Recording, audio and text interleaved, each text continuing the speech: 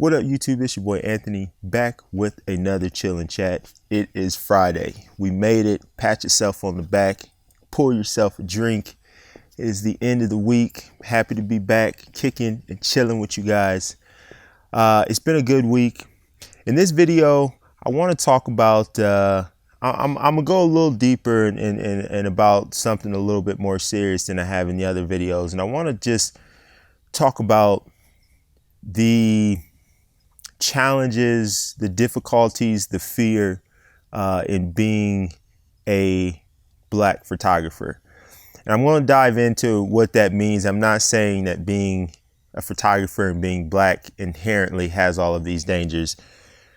So I'm going to dive into that, so bear with me. But I want to start with a story to kind of explain or to kind of lead you into really why I wanted to have this conversation. So back in 2014, I was starting this 365 project. It was called My Eye for 365. And the intent of it was to get out and do one picture every day. I had just got my DSLR in 2013. So I kind of got to a point where I knew how to work the camera, but I wanted to do more of just going out and shooting.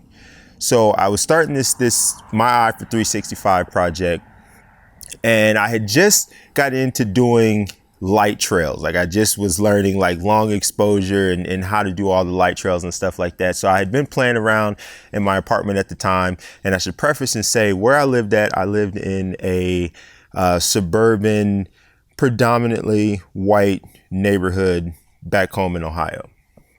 So close to where I lived at, there was an overpass, and it was because of the neighborhood. The neighborhood was a really safe neighborhood, and there wasn't any crime issues, anything like that. So this particular overpass didn't have, your fencing and stuff that you see on a lot of overpasses. So it was open, and it was a 4-lane highway on each side.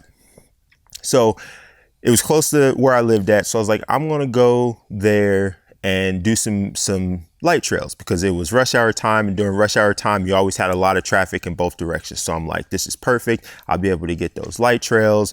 The scenery wasn't the most exciting in terms of the background and stuff like that, but for all it worked because it was close to home or whatever. So it was I believe it was winter time.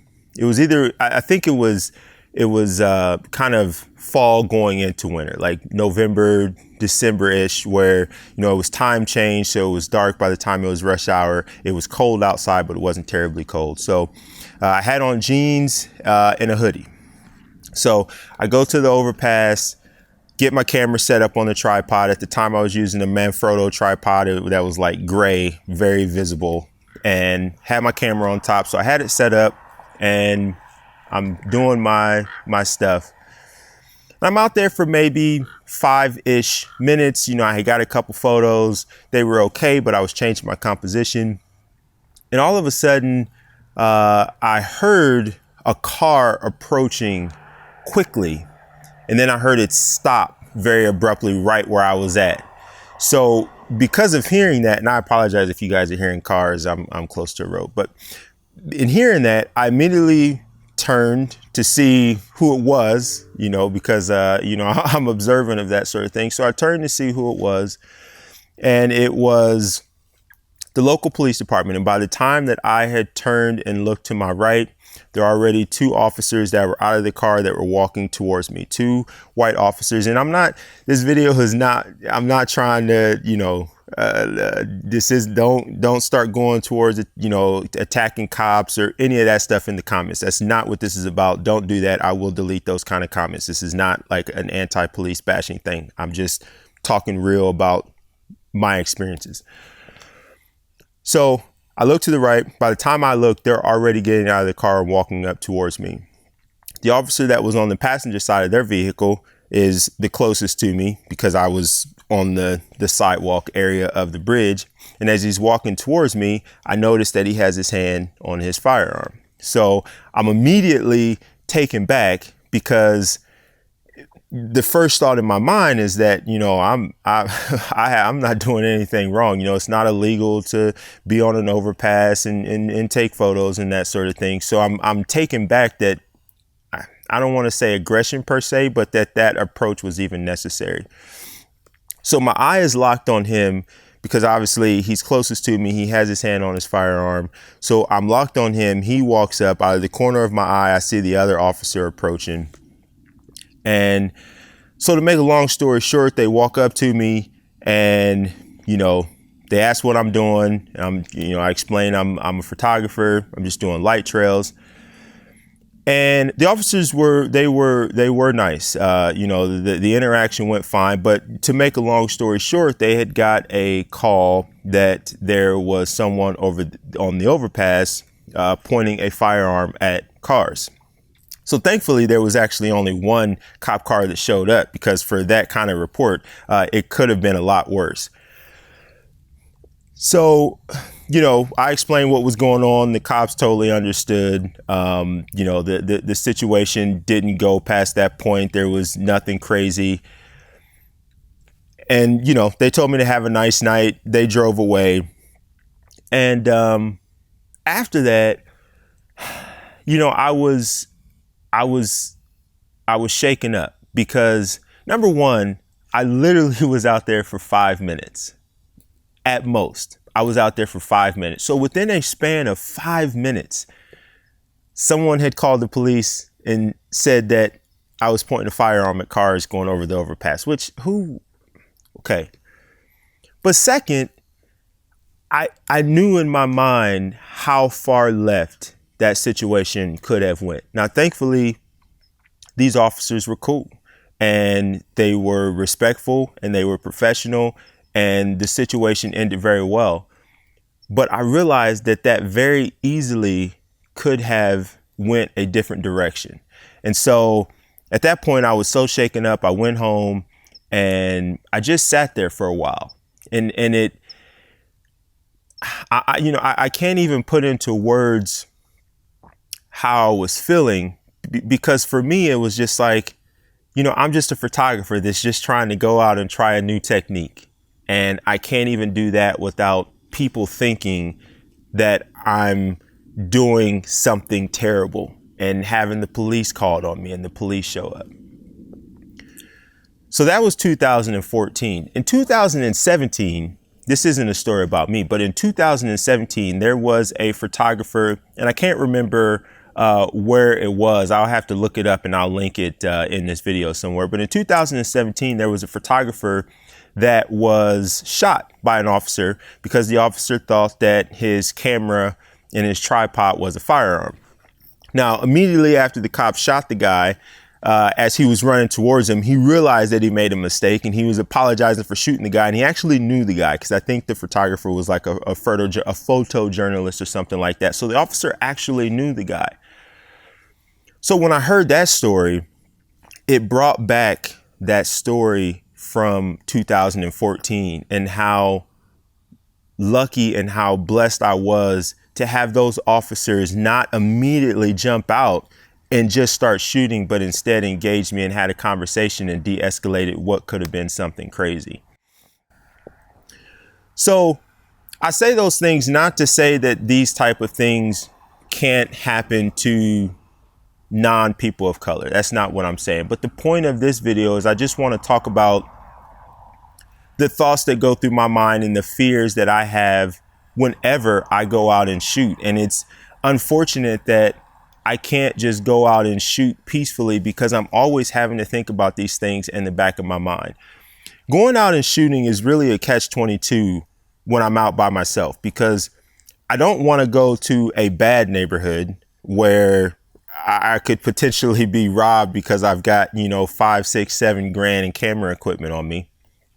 But when you go to the nicer neighborhoods, and a lot of times those nicer neighborhoods are predominantly white neighborhoods, when you go to those neighborhoods, it's being a black person, immediately everyone is on alert with you just being in the neighborhood.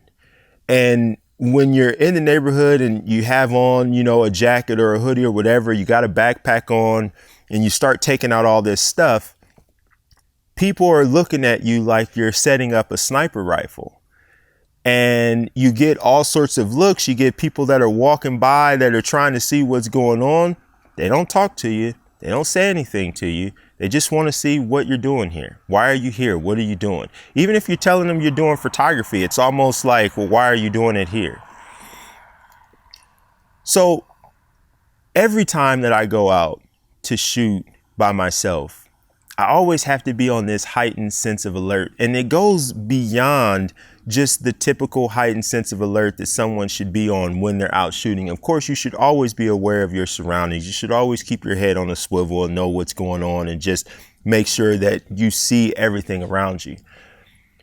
But being a Black photographer, it goes a step further than that. And you're not only just looking around to make sure you know what's going on around you, but you always have this fear in your mind that you're going to be out shooting and someone is going to perceive you as being a threat, and someone's going to call the police on you, and the police are going to show up, and you have to wonder, is it going to be like the situation where they engage me and they have a conversation that's de-escalated? Or are they going to be like the 2017 situation where they get out of the car and they immediately shoot, only to find out that it was just a camera?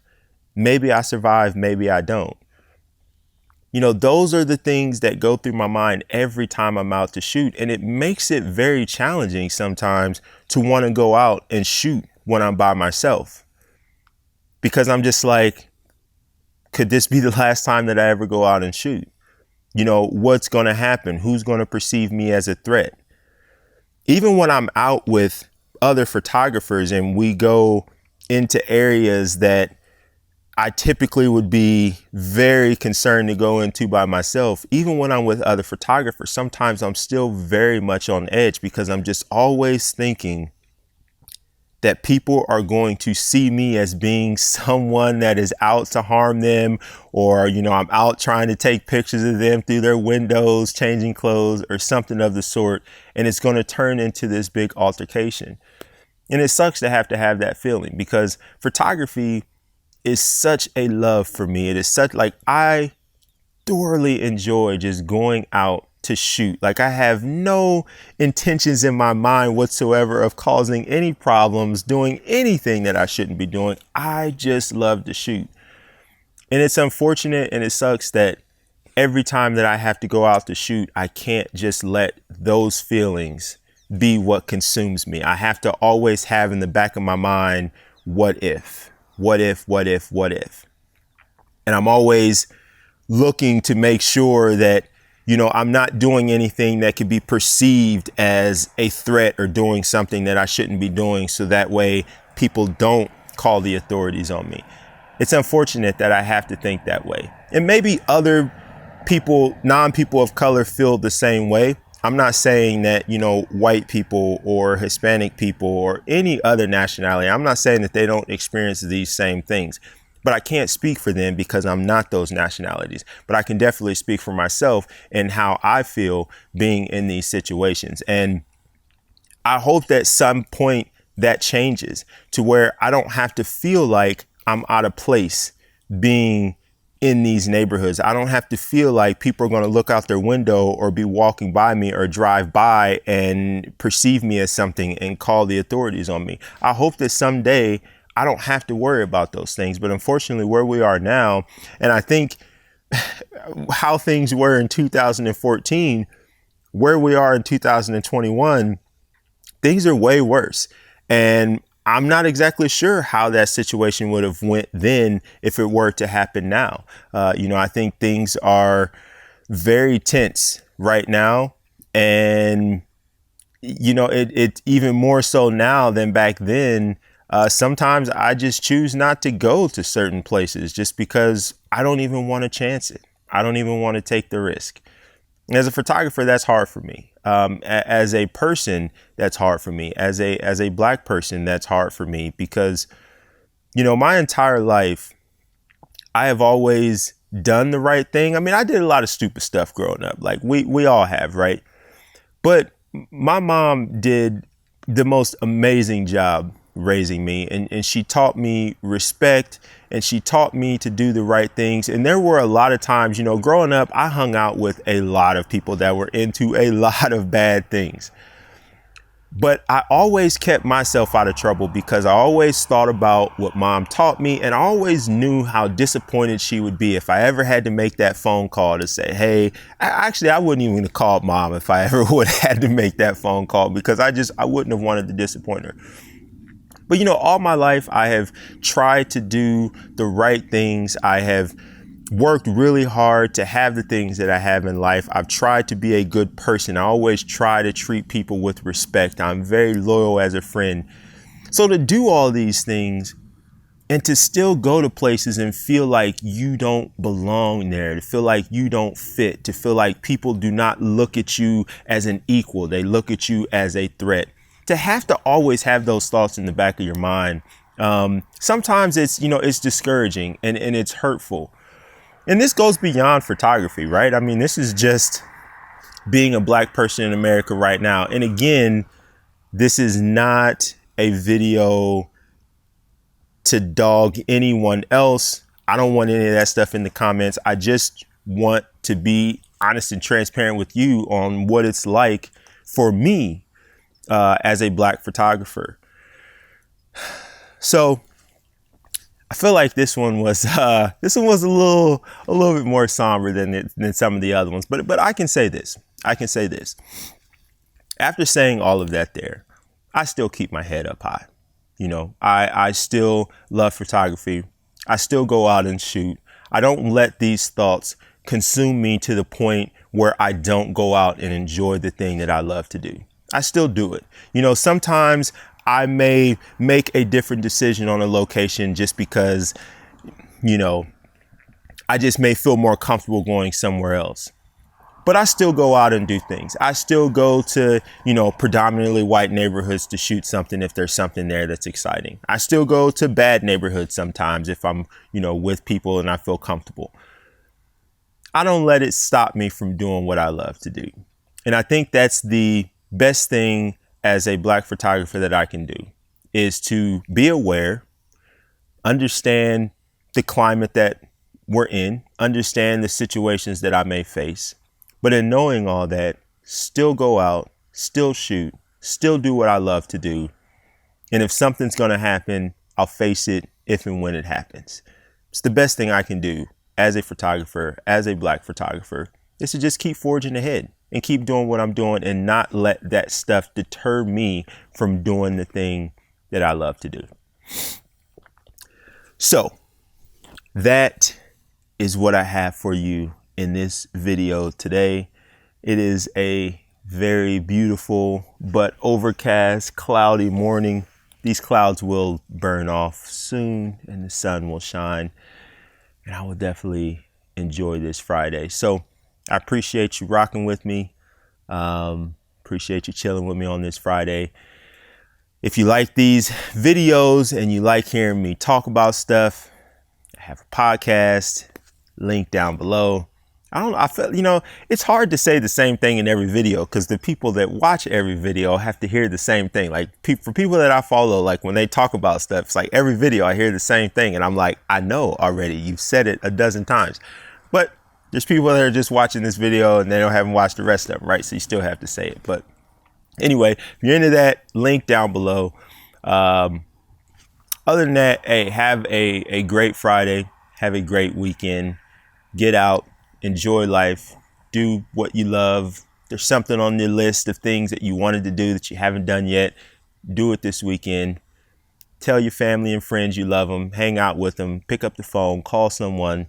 Appreciate and just cherish the day that you have, you know, because no one is promised tomorrow. So just make the most out of the days that you have. So that's all I got for you in this one. Until the next one, take care.